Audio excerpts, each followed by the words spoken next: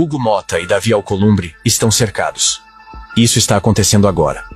A Polícia Federal acaba de desmontar um esquema de 26 bilhões de reais que drena dinheiro dos cofres públicos e coloca o Centrão no centro de um furacão político. Nos corredores do Congresso, neste exato momento, o pânico se instalou. Aliados correm de um lado para o outro tentando controlar o estrago. Enquanto Brasília pega fogo, o presidente Lula observa tudo com aquele sorriso estratégico de quem esperou esse momento por meses. Isso não é mais um escândalo qualquer. Estamos falando da maior operação contra a sonegação fiscal da história do Brasil. Mais de 600 agentes da PF batendo portas simultaneamente em 5 estados. Empresários milionários sendo investigados. Refinarias que movimentam bilhões expostas.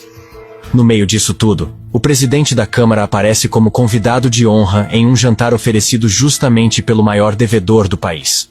A coincidência política é devastadora. Enquanto Hugo Motta jantava com executivos da refinaria em Nova York, ele segurava no Congresso o projeto de lei que combate exatamente esse tipo de esquema. Agora, com a operação estourada, ele foi obrigado a recuar. Alcolumbre também sente a pressão. O clima no entorno dele é de tensão máxima. Lula? Lula assiste calmo, porque a estratégia dele sempre foi essa: dar autonomia para a Polícia Federal trabalhar e deixar que os fatos falem por si. Para entender como chegamos até aqui, preciso te levar alguns meses atrás. Quando Lula assumiu o 3º mandato, ele encontrou um Congresso completamente diferente dos seus governos anteriores. Os parlamentares hoje têm mais poder do que jamais tiveram. Controle sobre o orçamento secreto, emendas bilionárias, influência direta sobre obras e contratos. Chegou a um ponto em que deputados diziam abertamente que não queriam ser ministros. Isso era impensável há 10 anos. Mas agora, com bilhões nas mãos, ser ministro virou um cargo menor. Estamos falando de parlamentares controlando individualmente entre 50 e 100 milhões de reais em emendas por ano. Dinheiro que eles decidem onde investir, quais obras financiar, quais prefeituras beneficiar. Um poder que nem os ministros de Lula têm. Lula percebeu que enfrentar esse esquema de frente seria impossível. O Centrão é forte demais, tem dinheiro demais, conexões demais. Então ele mudou a estratégia. Em vez de brigar politicamente, ele fez algo mais simples e mais eficaz. Deu autonomia total para a Polícia Federal. Liberou verba, liberou estrutura e deixou claro que não haveria interferência. Nenhuma. Zero. A PF começou a trabalhar. Investigações diferentes que foram se cruzando. Um caso levava a outro. Um nome aparecia aqui e reaparecia ali. De repente, o cerco começou a apertar em cima de gente muito próxima aos caciques do Centrão. Ciro Nogueira, Antônio Rueda, Arthur Lira, Hugo Motta. Todos eles com aliados sendo investigados por esquemas pesados. Lula só observava. Sem pressa.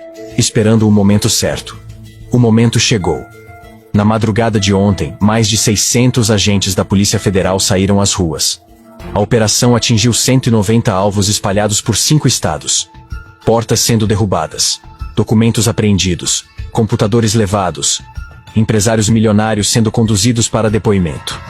Entre os alvos, mansões avaliadas em dezenas de milhões, carros de luxo importados, helicópteros particulares. A PF apreendeu mais de 200 milhões de reais em bens bloqueados imediatamente. Segundo investigadores, alguns dos empresários tentaram embarcar em voos internacionais nas horas anteriores à operação. Não conseguiram.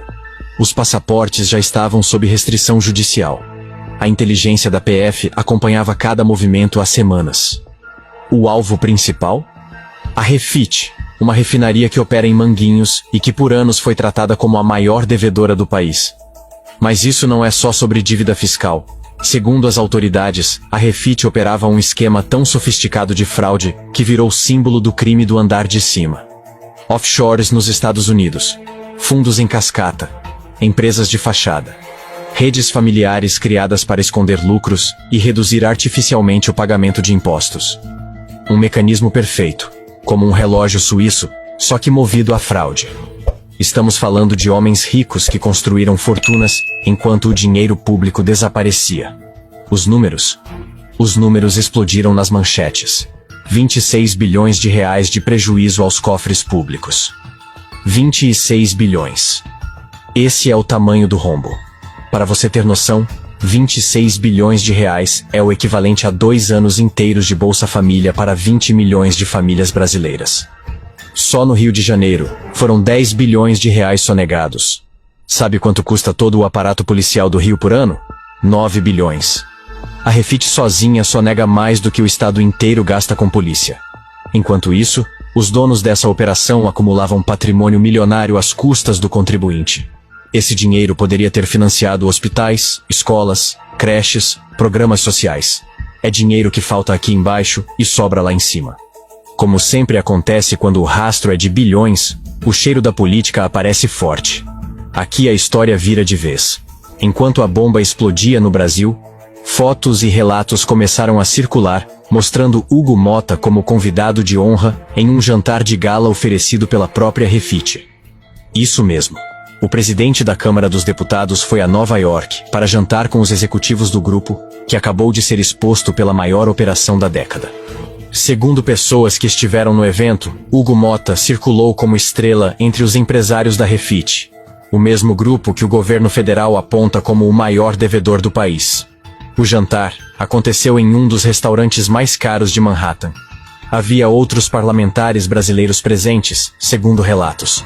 Executivos de empresas ligadas ao setor de combustíveis, lobistas, empresários do ramo imobiliário. Um evento privado, discreto, longe dos holofotes brasileiros, mas as fotos vazaram. E quando vazaram, a reação nos bastidores de Brasília foi de choque. Até aliados de Hugo Motta ficaram sem palavras para explicar a situação. Esse jantar custou caro aos cofres públicos. Quando você ver quanto ele gastou nessa viagem, vai cair da cadeira. Hugo Motta gastou 15 mil reais em diárias de hotel. 5 mil reais por dia. 3 dias em Nova York. Ele não foi de voo comercial, não. Hugo Motta viajou de avião da Força Aérea Brasileira. O custo dessa viagem? Pelo menos 300 mil reais pagos pelo contribuinte. Um homem rico vivendo às custas de quem paga imposto. Deixa eu te perguntar uma coisa. Você acha normal o presidente da Câmara viajar de avião militar para jantar com o maior devedor do Brasil? Isso não deveria estar acontecendo. Enquanto isso, nos bastidores de Brasília, ele segurava há meses o projeto de lei que endurece as regras contra devedores. Um projeto que o governo Lula considera essencial para combater grandes esquemas de sonegação.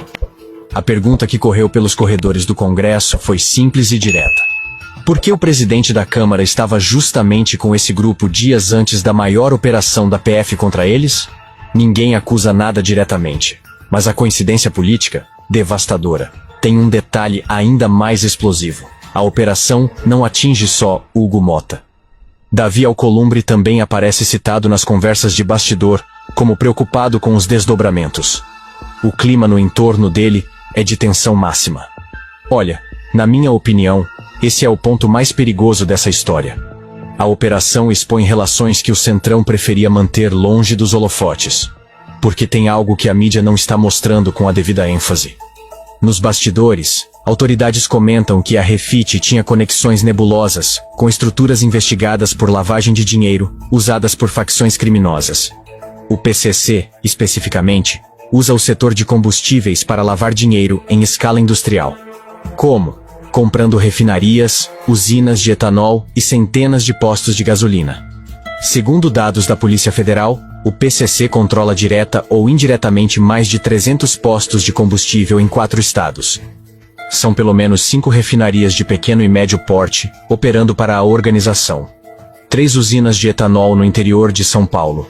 A operação movimenta, segundo estimativas da inteligência, cerca de 2 bilhões de reais por ano só em combustíveis. Desses 2 bilhões, pelo menos metade é dinheiro lavado.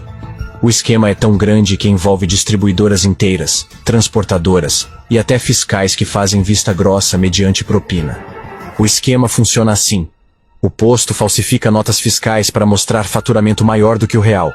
A refinaria que fornece para esse posto também falsifica as notas,